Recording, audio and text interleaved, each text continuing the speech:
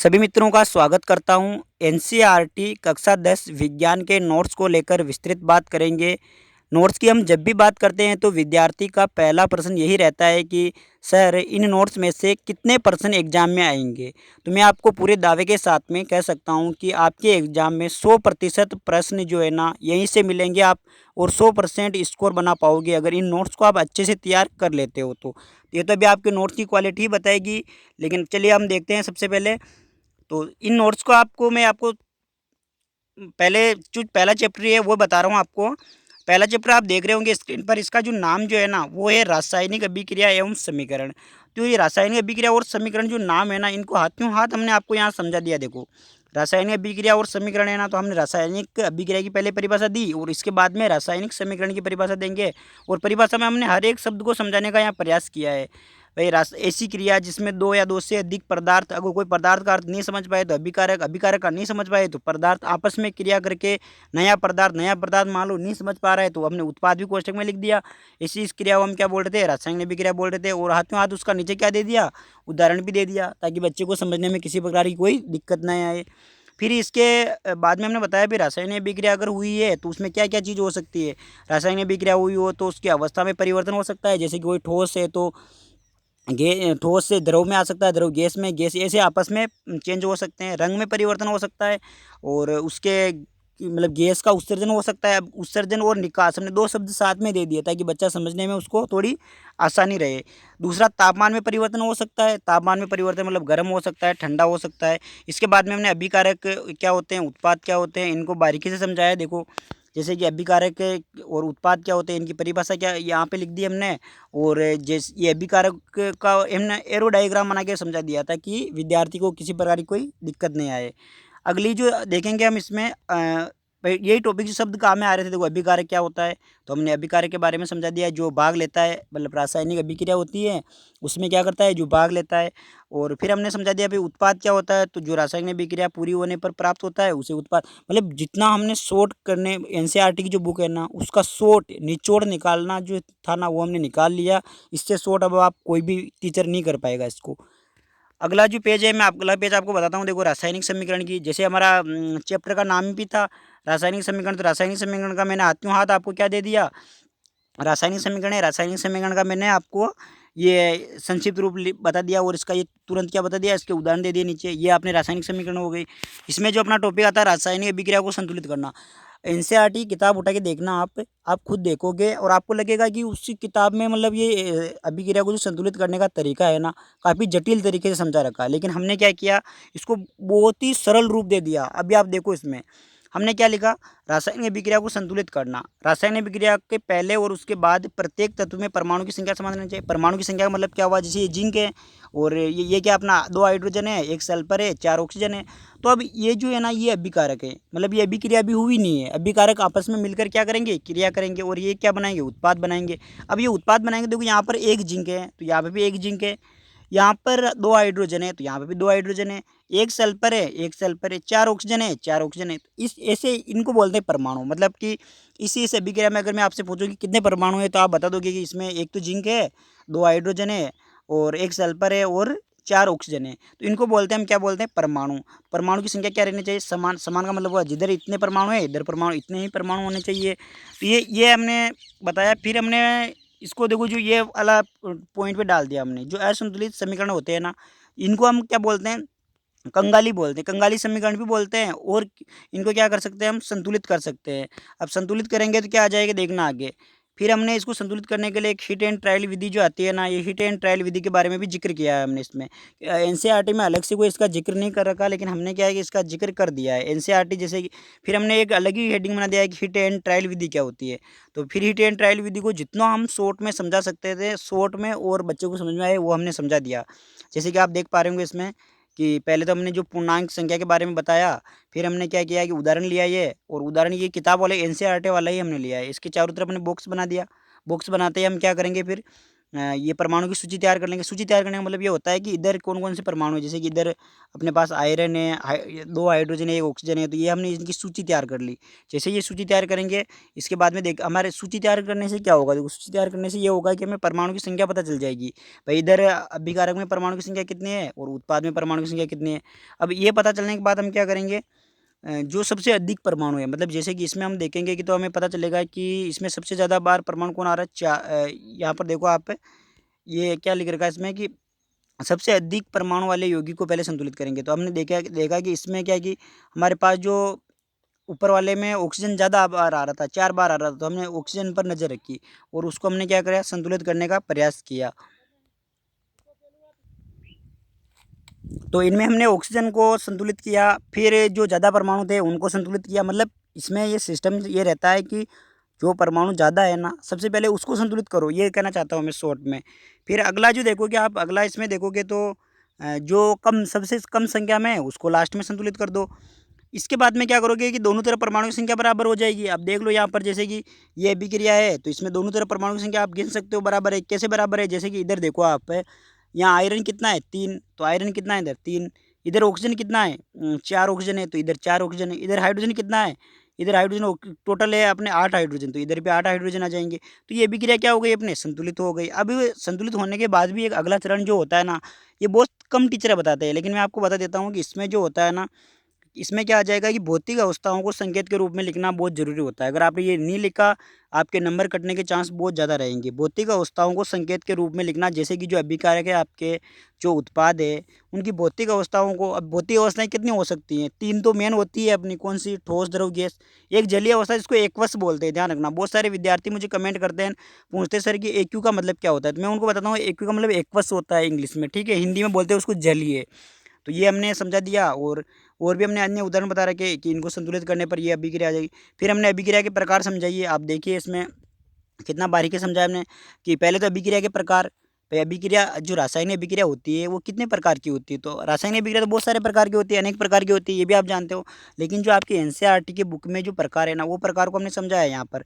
अब किताब में तो एक एक नाम लिख रखा है, जो एनसीईआरटी की अपनी बुक है उसमें कितने एक एक नाम लिख रखा है, लेकिन हमने संयोजन अभिक्रिया को और क्या कहते हैं, योगात्मक अभिक्रिया, और इसको क्या कहते हैं, संयुग्मन अभिक्रिया। तो सारे नाम इसमें डाल दिए ताकि एग्जाम में किसी मतलब कोई से भी नाम से ये आ गई ना, तो बच्चा कन्फ्यूज नहीं होगा इसमें। दूसरा ऊष्माक्षेपी अभिक्रिया, फिर वियोजन। वियोजन का हमने साथ के साथ ही लिख दिया कि अपघटन। वियोजन का वैसे तो मतलब होता है टूटना, लेकिन अपघटन का मतलब भी टूटना होता है। फिर इसके 3 प्रकार होते हैं, हमने हाथों हाथ लिख दिया कि 3 प्रकार होते हैं। कौन कौन से प्रकार होते हैं, जैसे ऊष्मीय वियोजन, तापीय वियोजन, प्रकाशीय वियोजन। तो और ये वियोजन जो होते हैं ना, इनके लिख दिया हमने। फिर हमने ऊष्माशोषी, विस्थापन, द्विविस्थापन, उपचयन, उसकी कोष्ठक में लिख दिया कि हमने उपचयन को हम ऑक्सीकरण भी बोलते हैं, और अपचयन और रेडॉक्स अभिक्रिया, जिसमें उपचयन और दोनों साथ में होती है। कभी कभी तो एग्जाम में इतना सिंपल प्रश्न भी आ जाता है कि रेडॉक्स अभिक्रिया क्या होती है, तो ऐसी अभिक्रिया इसमें उपचयन और अपचयन अभिक्रिया दोनों साथ साथ होती है, उन्हें हम क्या कहते हैं, रेडॉक्स अभिक्रिया कहते हैं। फिर हमने संयोजन अभिक्रिया को देखो कितनी बारीकी से समझाया। भाई संयोजन अभिक्रिया को जितनी हो सकती है ना, उसकी शॉर्ट लैंग्वेज लिख दी इसमें। क्या लिखी, ऐसी मतलब इसमें क्या है कि मेन तो ये वाली लाइन आपकी इंपॉर्टेंट है यहाँ से। ऐसी अभिक्रिया जिसमें 2 या 2 से अधिक अभिकारक मिलकर एकल या एक ही, अब एकल का मतलब मान लो बहुत ही कमज़ोर बुद्धि का बालक है, अगर वो एकल का मतलब नहीं समझ पा रहा है तो एक ही कोष्ठक में लिख दिया हमने। उत्पाद का निर्माण करते हुए संयोजन अभिक्रिया कहते हैं, और इसका एरो डायग्राम भी हमने बनाया है। एरो डायग्राम में समझने में बहुत आसान रहती है, जैसे ये ए है, बी है, ये 2 है, एक नहीं है, बताओ, और मिलकर कितने हो गए, एक। तो इससे हम क्या कहेंगे, संयोजन अभिक्रिया कहेंगे। अब संयोजन अभिक्रिया की ये उदाहरण जो है ना, इनसे आपके एग्जाम में बाहर प्रश्न नहीं पूछा जाएगा। या तो आपको पूछ लेगा कि कोयले का दहन, तो कोयले का दहन मैंने यहाँ पे स्पष्ट समझा रखा, देखो कोयले का दहन, ये एनसीईआरटी में नहीं लिख रखे, ये हमने हमारे दिमाग से ही इनको सेट किया था कि क्या क्या उसके उदाहरण बन सकते हैं। ये भी है उदाहरण, और ये जल का निर्माण वाला उदाहरण है, और सल्फर का दहन वाला उदाहरण है। तो ये हमारे पहले चैप्टर के है, अब दूसरे चैप्टर के मैं बता रहा हूँ, और इनका पूरी ऑल ओवर जो पीडीएफ है ना, वो भी मैं अभी आपको उसका भी रिव्यू बताऊंगा। ये हम केवल डेमो के लिए बता रहे हैं आपको कि ऐसा है। अब ये अम्ल क्षारक और लवण वाले, ये भी बहुत अच्छा चैप्टर है, और इसको बहुत ही हमने पूरे मतलब कलरफुल नोट्स बनाए हैं, देखो कितने मतलब अलग अलग कलर से हमने बना रखे, अलग अलग कलर के पेन यूज किए हैं इसमें, ताकि बच्चे को समझने में किसी प्रकार की कोई दिक्कत नहीं आए। तो इसमें भी आप देखोगे तो हमने ट्रिक का भी समावेश किया है। जैसे कि अब अम्ल है, इसको एसिड बोलते हैं इंग्लिश में। एसिड लैटिन भाषा का शब्द बना हुआ है। अब लैटिन भाषा के कौन से शब्द से बना हुआ है, तो एसिड से बना हुआ है, जिसका अर्थ क्या होता है, हाथों हाथ बता दिया, खट्टा होता है। और इसके गुण क्या क्या होते थे, स्वाद में खट्टा होता है, नीले लिटमस को लाल कर देता है। बहुत सारे बच्चे एग्जाम में क्या होता है कन्फ्यूज हो जाते हैं कि लाल को नीला कौन करता है, नीला को लाल कौन करता है। हमने एक अनिल वाली ट्रिक बना दी भाई, अनिल याद रखो, अम्ल नीले को क्या करेगा, लाल करेगा। और एक ये थोड़ी अलग परिभाषा लिखी है हमने कि अम्ल वे पदार्थ होते हैं जो जलीय विलयन में हाइड्रोजन आयन देते हैं। फिर हमने क्या किया कि जो अम्ल थे उनके नाम और उनके सूत्र हाथों हाथ लिख लिख दिए। कभी कभी तो एग्जाम में 1 नंबर का प्रश्न आता है कि हाइड्रोक्लोरिक अम्ल का सूत्र क्या होता है या इसका प्रतीक क्या होता है। ऐसे प्रश्न भी पूछे गए एग्जाम में, तो डायरेक्ट बता दोगे आप इनको देखकर। अब फिर हमने कुछ प्राकृतिक अम्ल के बारे में बताया। भाई प्राकृतिक अम्ल किसमें क्या होता है, जैसे कि जो सिरका होता है उसमें कौन सा अम्ल होता है, तो एसिटिक अम्ल होता है। सिट्रिक अम्ल जो नींबू है, संतरा, इनमें होता है। टार्टिक अम्ल जो होता है इमली, अंगूर में होता है। ऑक्जेलिक अम्ल टमाटर में होता है। फिर ऑक्जेलिक अम्ल का हमने यहाँ पे उपयोग भी बता दिया है भाई, अपने कपड़ों पर जो दाग लगता है उसको हटाने के लिए हम किसका उपयोग करते हैं, ऑक्जेलिक अम्ल का उपयोग करते हैं। तो ये इस प्रकार हमने इनको तैयार कर लिया है नोट्स को। सारक के बारे में बताया, देखो सारक की उत्पत्ति किससे हुई, एल्किलाइन से हुई है, और इसको क्या बोलते हैं, पौधे की राग इसका अर्थ होता है। फिर इसका पूरा गुण समझाया हमने, और ये भी हमने एक्स्ट्रा चीज़ें दी। देखो ये भाई सारकों का उपयोग कहाँ होता है, ये इतना एनसीईआरटी में इतना मतलब नहीं दे रखा है, उसमें क्रियाकलाप ज़्यादा दे रखे हैं, फिर भी हमने नोट्स में आपके काम की बात ज़्यादा डालने का प्रयास किया है। अब इसमें हमने समझाया कि पेट की अम्लता को दूर करने में दुर्बल सारकों का प्रयोग किया जाता है, और हाथों हाथ नीचे उसका उदाहरण दे दिया, मिल्क ऑफ मैग्नीशिया, जिसे आप मोम बोलते हैं शॉर्ट में, MOM, उसका भी हमने उदाहरण दे दिया और उसका हाथों हाथ सूत्र लिख दिया। मतलब कि इन नोट्स को आप पढ़ोगे ना तो आपको दूसरी जगह कहीं बुक वगैरह तलाशने की ज़रूरत ही नहीं पड़ेगी, क्योंकि हमने सारा कंटेंट इसी में दे दिया। मान लो कि आप पहले पढ़ते हैं मिल्क ऑफ मैग्नीशिया, तो आप सोचते होंगे यार ये रासायनिक कंपाउंड है और इसका सूत्र क्या होता होगा, तो ये सूत्र दे दिया। इसको शॉर्ट में क्या बोलते थे, ये बोलते हैं। इसका उपयोग क्या है, तो पेट की अम्ल का दूर करने में। देखो सारी चीज़ें यहाँ पे मिली कि नहीं मिली आपको। अगला हमने देखा है इनो जो होता है ना, अपने इनो, टीवी पे बहुत सारा ऐड भी आता है इसका कि इनो काम शुरू करे 6 सेकंड में। ये भी क्या है, एक दुर्बल सारक है। और इसमें क्या होता है, सोडियम बाइकार्बोनेट, सोडियम बाइकार्बोनेट सूत्र क्या होता है ये हमने बता दिया तुरंत। जब मधुमक्खी वगैरह किसी को डंक मार देती है तो उसका भी आप उपयोग कर सकते हो इनका, क्यों, क्योंकि जो मेथनोइक अम्ल छोड़ती है उसमें आप दुर्बल सार का प्रयोग कर सकते हो, तो आपके लिए कोई ज़्यादा मतलब वो मधुमक्खी का जो अम्ल होता है वो नुकसान नहीं पहुँचा पाएगा। तो इस प्रकार हमने समझाया अब मिट्टी की अम्लता को दूर करने में। ये चैप्टर नंबर 3 जो है भाई, मानव ने सर्वप्रथम कॉपर धातु का प्रयोग किया था। ये प्रश्न आपको मतलब किताबों में नहीं मिलेंगे, ये हमने हमारे मन से इनमें ऐड किया था कि आपको थोड़ा ज्ञान आपका व्यापक हो। फिर हमने इनके धातु के गुण लिखे, धातु के उदाहरण बता दिए। ये इनके हैं। अब मैं अगला अगला चैप्टर बता देता हूँ आपको। वो कार्बन वाला चैप्टर है ना, लोगों को बहुत दिक्कत आती है उसमें। देखो संतृप्त और असंतृप्त कार्बनिक यौगिक में हमने जो इनको कितना बारीकी से समझाया, आप खुद सोचो एक बार। अभी मैं पूरी पीडीएफ बताऊंगा आपको, लेकिन डेमो बता रहा हूँ अभी। संतृप्त और असंतृप्त कार्बनिक यौगिक जो होते हैं ना, इनमें मैंने आपको बता रखा है संतृप्त कार्बनिक यौगिक। क्यों, क्योंकि जो टॉपिक हमारे सामने आता है ना, उस टॉपिक का हम पूरा निचोड़ कर देते, मतलब उसका पोस्टमार्टम करके छोड़ देते टॉपिक को। अब देखो आप, टॉपिक अपने सामने क्या आया, संतृप्त और असंतृप्त कार्बनिक यौगिक आया। अब इनको हमने एक एक नाम पकड़ा है इसका। सबसे पहले पकड़ा हमने संतृप्त को, तो संतृप्त कार्बनिक यौगिक। फिर हम पकड़ेंगे असंतृप्त को, तो असंतृप्त नीचे आएगा। अब हमने क्या किया कि इसमें संतृप्त कार्बनिक यौगिक क्या होते हैं उनकी परिभाषा दी। देखो ऐसे कार्बनिक यौगिक जिनमें कार्बन कार्बन के मध्य एकल, अब एकल को हमने और दूसरे शब्द में समझाने का प्रयास किया है, सिंगल बंद हो, उन्हें संतृप्त यौगिक कहते हैं। अब संतृप्त यौगिक के हाथों हाथ उदाहरण दे दिए, मेथेन, एथेन, प्रोपेन। ताकि अब बच्चे को बताओ, अब बच्चा किताब में क्या ढूंढेगा, अब इन नोट्स से बाहर प्रश्न कहाँ से जाएगा, आप खुद बताइए। फिर हमने हाथों हाथ क्या दे दिया इसका नीचे, असंतृप्त कार्बनिक यौगिक। असंतृप्त कार्बनिक यौगिक की परिभाषा दे दी भाई, जिसमें द्विबंध हो और त्रिबंध हो उनको हम क्या बोलेंगे, असंतृप्त कार्बनिक यौगिक बोलेंगे। असंतृप्त कार्बनिक यौगिक बोलेंगे उनको, जैसे कि एथीन है, प्रोपीन, ब्यूटीन, ये सब बता दिए हमने। फिर हमने देखो इनके नीचे इनका विस्तृत विवरण दिया।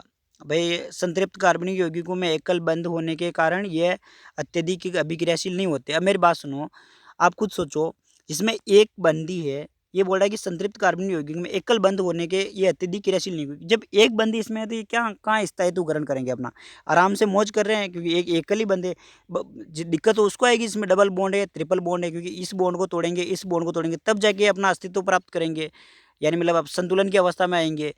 तो ये भी बता दिया हमने। और अगला क्या बताया हमने, जबकि असंतृप्त यौगिक में द्वि अथवा त्रिबंध होने के कारण ये अधिक क्रियाशील होते हैं। कभी कभी ये प्रश्न सीधा एग्जाम में पूछा जाता है ऐसा, कि संतृप्त और असंतृप्त यौगिकों में से कौन ज़्यादा क्रियाशील होता है। इसके बाद में हमने टेबल बना दी, और टेबल में आप देख के समझ सकते हो उसमें। फिर हमने साइक्लोहेक्सोन की आपकी जो किताब में संरचना है, इसलिए हमने बनाई हमने। और बाकी इनके छोटे मोटे जो असंतृप्त कार्बनिक यौगिक के उनके उदाहरण दिए, इनकी इलेक्ट्रॉन बिंदु संरचना बनाई है हमने, वो भी कलरफुल बनाई है। फिर IUPAC नामकरण जो एक एक नियम समझाया हमने बहुत बारीकी से। देखो इसमें मतलब कि इन नोट्स को बच्चा पढ़ लेगा ना तो उसको किसी किताब के हाथ लगाने की जरूरत ही नहीं रहेगी, इन नोट्स को अच्छे से याद कर लेगा। देखो एल्किन का नामकरण बता रखा हमने, कंप्लीट बता रखा है इसमें। सजातीय श्रेणी आपके जो NCERT में टॉपिक है लास्ट वाला, वो टॉपिक किताब से पढ़ोगे तो आपको 10 दिन में भी समझ में नहीं आएगा। आप पढ़ते रहो भले 10 दिन पढ़ लो, 20 दिन पढ़ लो, तो भी आप कभी उसको न तो वो टॉपिक याद होगा क्योंकि लैंग्वेज ही ऐसी लिख रखी है उसमें। लेकिन हमने इसको सरल करने की कोशिश की है। बस जो अपने समजातीय श्रेणी होती है ना, क्योंकि ऐसी श्रृंखला जिसमें कार्बन श्रृंखला में स्थित हाइड्रोजन को एक ही प्रकार का प्रकार्यात्मक समूह प्रतिस्थापित करे उसे कहते हैं। अब प्रकार्यात्मक समूह क्या होता है तो इसको भी हमने नीचे समझाया। देखो यहाँ पर कार्बन यौगिक के नामकरण की पद्धति है, कैसे कैसे इसमें मतलब नामकरण किए हैं, और ये पूरा कंप्लीट है। ये वनस्पति, ये प्रतिस्थापन अभिक्रिया, ये उनके गुणधर्म आ गए। एक भी टॉपिक हमने मिस नहीं किया, छोटे से छोटा टॉपिक भी। अगला जो अब मैं आपको क्या है कि ऑल ओवर PDF थोड़े बायो के भी बता देता हूँ, बायो के और फिर फिजिक्स के बताऊंगा। पहले हम फिजिक्स के देख लेते हैं। चलो फिजिक्स का जो वो वाला चैप्टर है ना आपके प्रकाश का परावर्तन, बच्चे बोलते हैं सर वो हमारे समझ में कम आता थोड़ा। क्यों कम समझ में आता भैया? आप पढ़ते ढंग से नहीं होंगे। देखो हमने कितना इनको सचित्र वर्णन कर रहे हैं। प्रकाश का परावर्तन आपका टॉपिक है, इसको हमने आने वाली जाने वाली समझा दिया। इनका तो बहुत ही हमने बारीकी से चित्रण किया है। इनका तो चित्रण में काफ़ी समय लगा, लेकिन आप इनको बहुत अच्छे से समझ पाओगे इनको। जैसे मैं आगे आपको चित्र बताता हूँ, इसमें हर एक चीज़ क्लियर, बहुत क्लियरिटी समझा रखी। देखो ध्रुव क्या होता है, पोल क्या होता है, पोल का हाथों हाथ चित्र दे दिया कि भैया इसका ध्रुव होता है, इसका पोल होता है, वक्रता केंद्र क्या होता है, वक्रता त्रिज्या क्या होती है, मुख्य अक्ष क्या होता है। इनको आप परिभाषा पढ़ोगे तो बहुत अच्छा लगेंगे आपको। और ये बहुत ही कलरफुल है। ये देखो आप कोले लेंस के बारे में ये एक एक चीज़ बना रखी है हमने इसमें। ये प्रतिबिंब कहाँ बनते हैं, वस्तु को कहाँ रखे, प्रतिबिंब कहाँ बनेंगे, इनको कितना बारीकी समझा दे। देखो बल्ब बना बना के बताया हमने भाई, प्रकाश की किरण कहाँ से आएगी। और तो मैं तो ये सोच रहा हूँ ये नोट्स आपको बहुत अच्छे लगेंगे। और ये देखो दर्पण सूत्र को हमने थोड़ा कलरफुल किया है कि कलरफुल हमें याद ज़्यादा रहते हैं। ये देखो अब परावर्तन मतलब अपवर्तन जो है ना, प्रकाश का अपवर्तन हमें याद नहीं रहता, तो हमने सरल लैंग्वेज में प्रकाश की किरण है किस माध्यम से किस माध्यम में जा रही है, कैसे मुड़ी हुई दिखाई देगी, तो इनको बहुत बारीकी से बता दिया है हमने।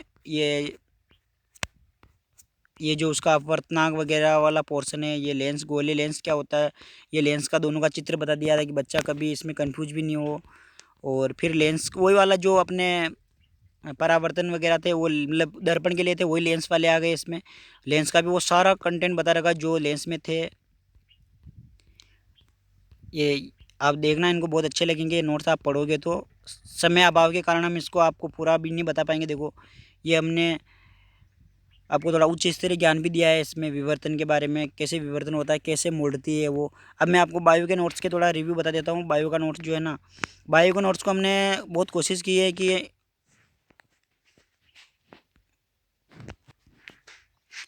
ये अपने बायो के नोट्स थे। और ये हमारी ऑल ऑफ जो PDF है ना, ये है। अब इसमें चित्र वगैरह सब समझा रखे हमने, चैप्टर का उसका नाम वगैरह सब समझा रखे। देखो आप इसमें देखोगे आप तो आपको चित्र सारे चित्र मिल जाएंगे।